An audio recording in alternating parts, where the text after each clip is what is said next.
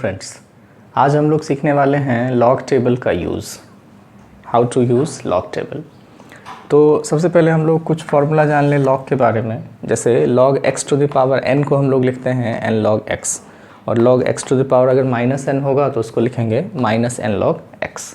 जैसे यहाँ इस फार्मूला पर अगर हम लोगों के पास आ जाए log 5 टू द पावर 3 तो इसको हम लोग लिखेंगे 3 log 5।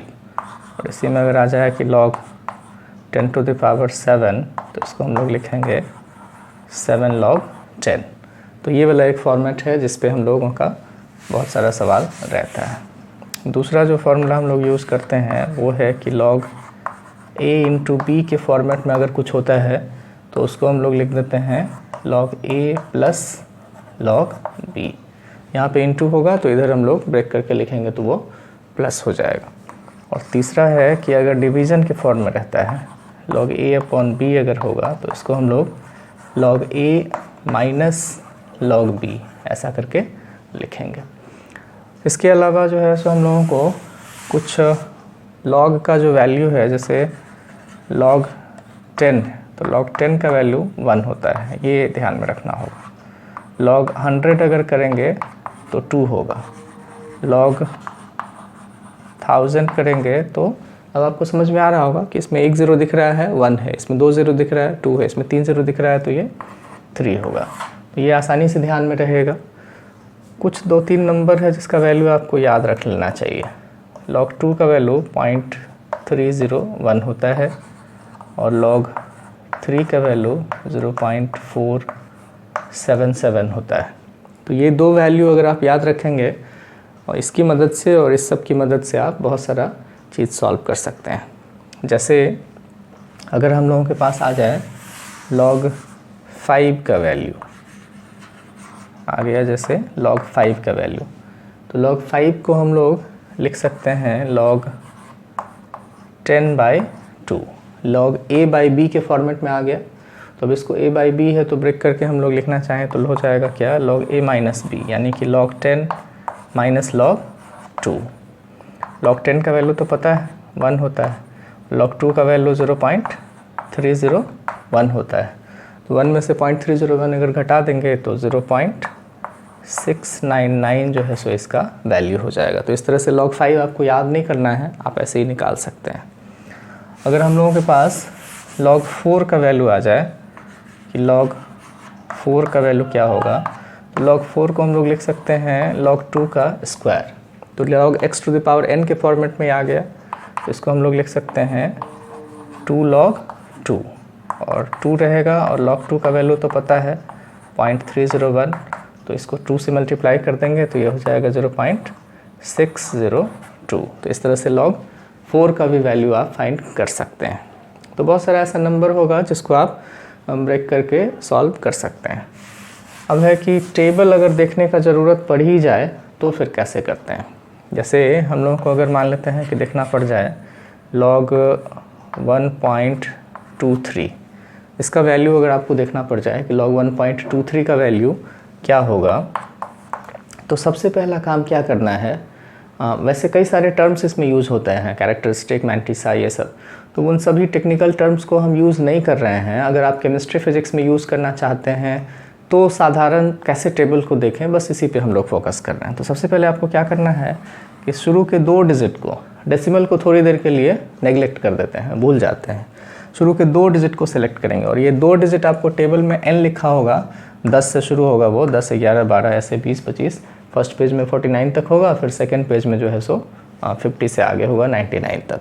तो ये 2 डिजिट आपको शुरू का देखना है, तो ये 12 हम लोग देखेंगे। यहाँ पर जैसे 12 दिख गया और इसके बाद आपको क्या दिख रहा है, 3 दिख रहा है। तो यहाँ पर अब सेकंड डिजिट, ये 2 डिजिट तो आपको इधर मिल जाएगा, शुरू का 2 डिजिट आप इस साइड में खोज लेंगे जो भी होगा, डेसिमल को भूल करके।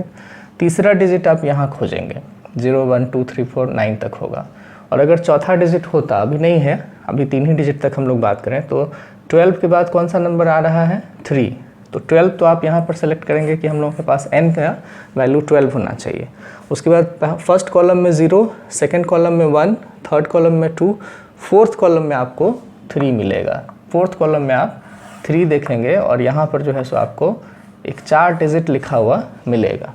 तो अगर हम अपने टेबल में देखें कि वो 4 डिजिट 12 में क्या लिखा हुआ है, तो आप देखेंगे कि 4 के नीचे 12 के सामने है 0934।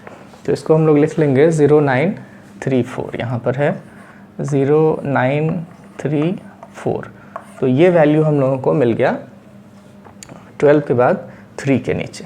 तो इसको हम लोग लिखेंगे 0934। ये 4 डिजिट जैसे है 0 है तो 0 को भी आप लिख दीजिए।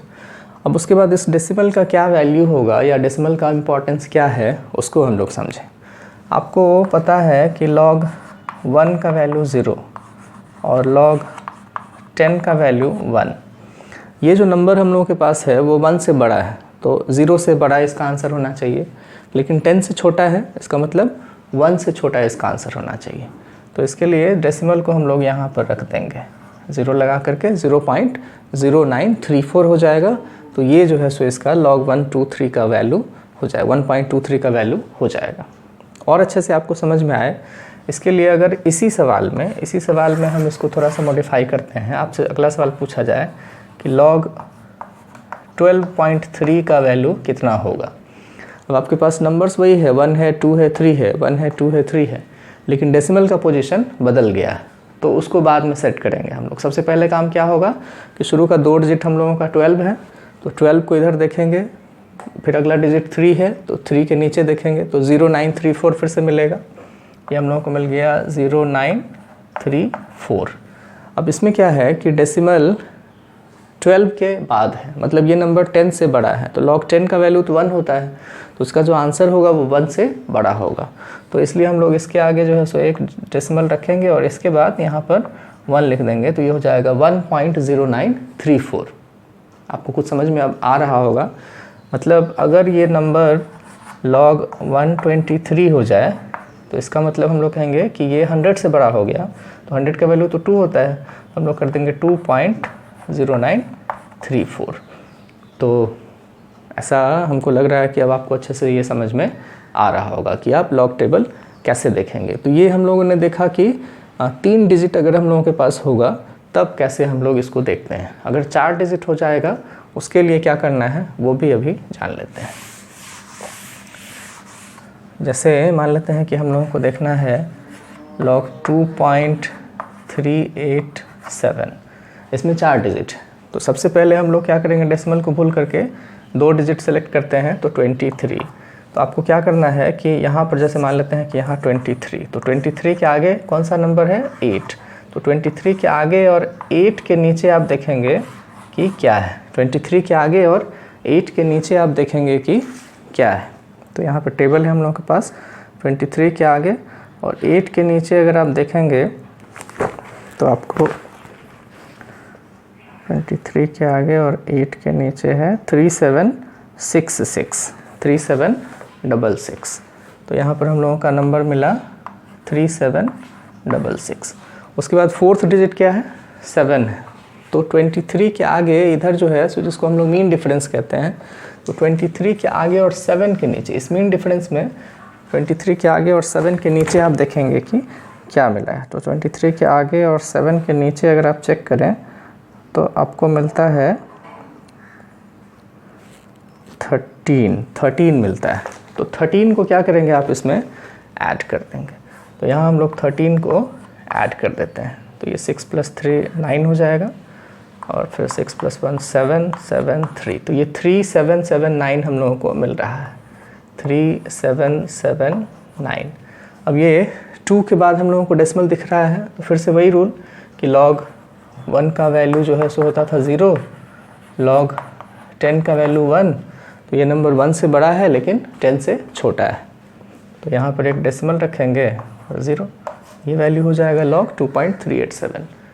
तो हम सोचते हैं कि अब आपको लॉग टेबल देखना आ गया है। 4 डिजिट तक का जो टेबल है वो हम लोगों के केमिस्ट्री बुक में रहता है, वहाँ तक आप आसानी से जो है सो देख सकते हैं। 5 डिजिट अगर आएगा तो राउंड ऑफ करके आप उसको 4 डिजिट में कन्वर्ट कर लेंगे, फिर आप इजीली जो है सो अपना लॉग टेबल देख सकते हैं। अब इसको यूज़ करते हुए हम लोग एक क्वेश्चन बनाएंगे जो कि एसिड बेस से रिलेटेड होगा, पीएच ऑफ एसिड बेस से रिलेटेड होगा। जैसे क्वेश्चन हो कि concentration of H plus ion equal है, मान लेते हैं कि 2.38 इंटू 10⁻³ और कैलकुलेट करने को बोले कैलकुलेट pH। तो हम लोगों को पता है कि pH इक्वल्स टू होता है minus log H plus ion. तो यहाँ पर लिखेंगे हम लोग माइनस लॉग और H प्लस का वैल्यू 2.38 इंटू 10⁻³ तो इसको हम लोग लिखेंगे 2.38 इंटू 10⁻³ तो ये हम लोगों के पास सबसे पहले क्या है कि लॉग A इंटू बी के फॉर्मेट में है। तो इसको हम लोग ब्रेक करके लिखेंगे, माइनस को ऐसे ले लेते हैं, तो ये हम लोगों के पास हो जाएगा लॉग 2.38 और ये प्लस में हम लोग लिखेंगे इसको लॉग 10⁻³ फिर और आगे अगर हम लोग करें तो ये माइनस ऐसे ही कॉमन रहेगा। अब हम लोगों को देखना है लॉग 2.38 का वैल्यू।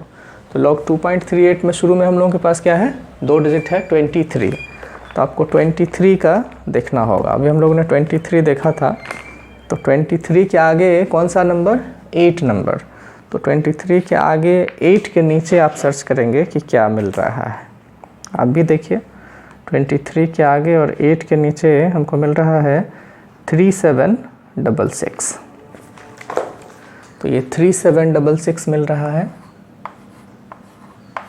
और इसमें डिजिट जो है सो एक ही के बाद डेसिमल है, तो यहाँ पर हम लोग रख करके इसको 0 कर देंगे। और ये log 10⁻³ का मतलब हो जाएगा -3 log 10। log 10 का वैल्यू 1, तो इसको हम लोग लिख सकते हैं -3। तो ये जो है सो हम लोगों के पास हो जाएगा, माइनस और माइनस है तो 3 में से जो है सो आपको घटा देना है, 3.0000 है, इसमें से घटा देना है 3766। तो ये 10 में से 6 घटा देंगे तो आएगा 4, 9 में से 6 तो 3, 9 में से 7 2, 3 6। ये 2.6234 है हम लोग का pH का वैल्यू। तो चूँकि एसिड है इसलिए उसका pH 7 से कम होना ही चाहिए। इस तरह से एसिड का pH हम लोग आसानी से कैलकुलेट कर सकते हैं। तो होप कि आपको जो है सो एसिड का pH विथ लॉग टेबल वाला अगर क्वेश्चन हो तो वो समझ में आ गया होगा। और आने वाले वीडियोस में हम लोग पढ़ेंगे ओस्टवाल डाइल्यूशन लॉ।